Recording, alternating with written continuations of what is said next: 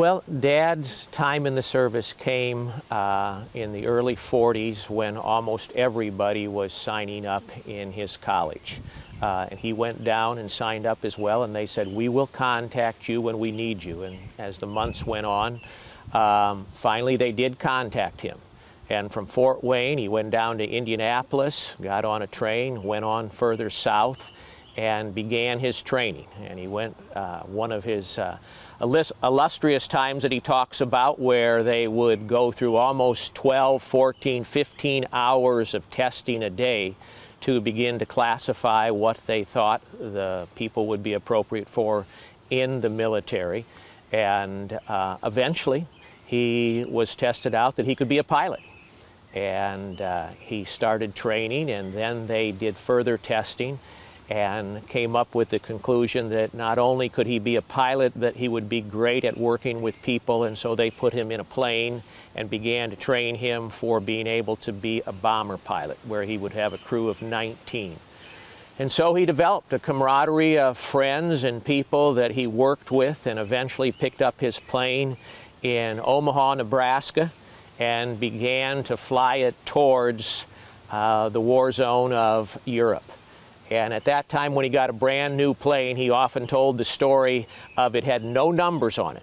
And at that time, there was no radar, and they began to think, being that they came in range from 16 to about 22 years old, being young as they were, they said, you know what, nobody really knows where we're at. We just have to show up.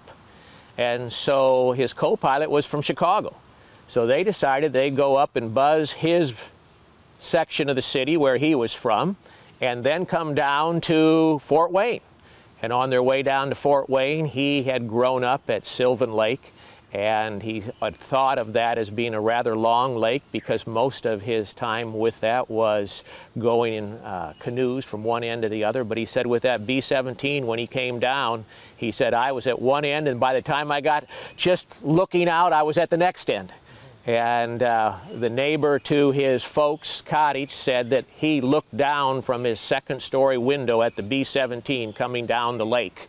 And there was a picture that they took and showed him where he'd taken off the 15 feet of the leaves on top of one of the trees. But anyways, Dad continued, and he had another one of his wingmen that was Joe Frechette, and his dad was a referee at the Yale Bowl. And they were on their way up to Gander, Newfoundland before they crossed the ocean, and they thought they would buzz the Yale Bowl.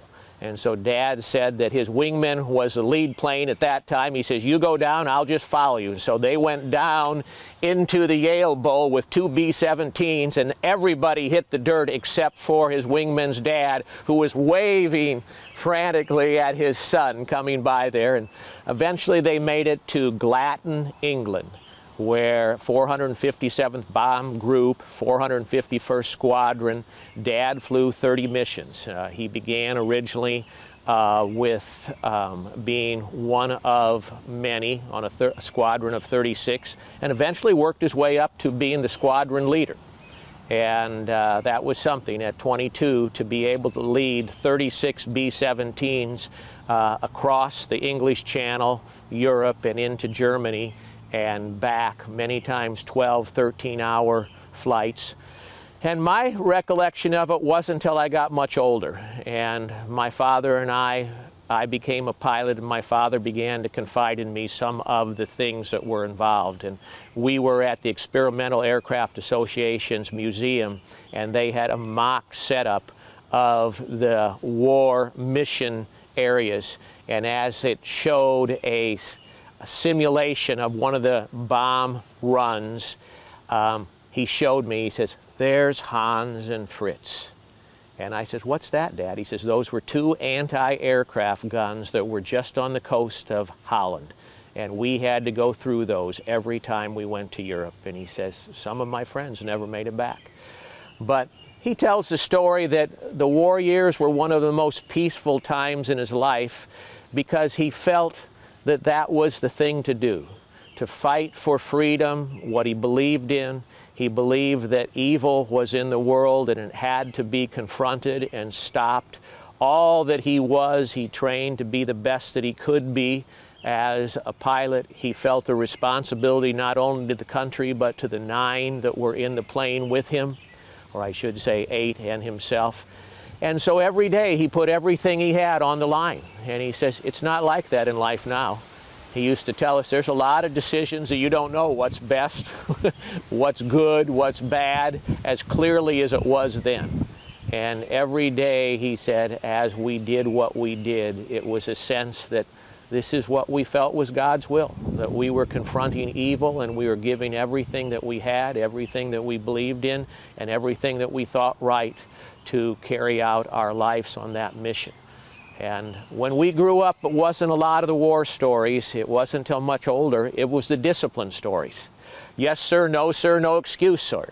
This is how you do the military corners on the beds. You know, this is how you shine your shoes. This is how we did this, how we did that. And it was interesting that it wasn't until much older that we appreciated how that discipline helped frame us to be the people that we were. And how, as our family, we learned how to have the strength of our convictions and our commitments to follow our goals.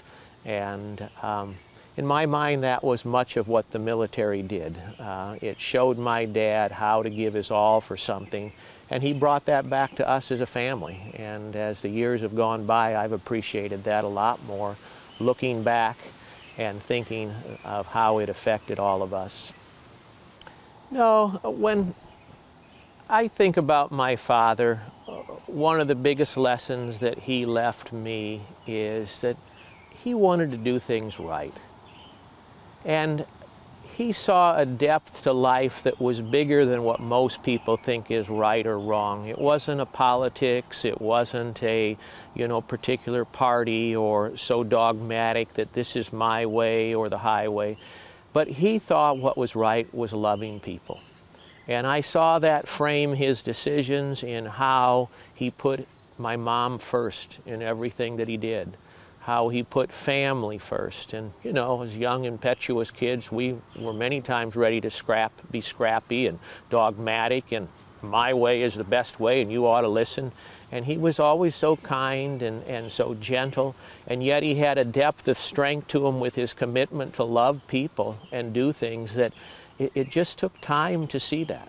And it has, as time gone on, been so meaningful to me that before you're quick to be judgmental, before you're quick to really start a fight or to start an argument, many times it's nice to just sit back and think about a bigger meaning to life. And I think that was something that he left me.